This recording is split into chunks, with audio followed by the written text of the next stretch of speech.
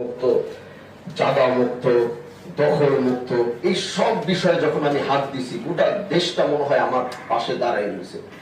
আমার রাত নাই বেরাত নাই, মানে মানুষ পাগল হয়ে গেছে। তো আমি বলবো যে আলেমরা আমরা আমাদের একসাথে থাকবো, কিন্তু আওয়ামদের মাঝে আমরা যদি আমাদের জনপ্রিয়তাটাকে আরো বাড়াইতে চাই, আল্লাহর দিনটাকে যদি আমরা আরো ঐক্যবদ্ধ করতে সবাইকে সাথে নিয়ে, তাহলে আমরা যে কাজগুলো করব সেই কাজের জন্য আমার মনে হয় আওয়ামরা আমাদেরকে সহযোগিতা করবে। আমরা যার যার অবস্থান থেকে যার যার এলাকা, যেহেতু আমরা গণতান্ত্রিক দেশে বসবাস করি, ভোটের রাজনীতি নিয়ে আমাদের আসতে হবে, যার যার অবস্থান থেকে যদি সেই সমস্ত এলাকাগুলোতে গিয়ে আলেমরা যদি সেই প্রতিভাগুলো দেখাইতে পারে, চাঁদা মুক্ত, দখল মুক্ত, এই সমস্ত জিনিসগুলো নিয়ে তারা কাজ করতে পারে, এই দেশের মানুষ আলেমদের সাথে আসবে।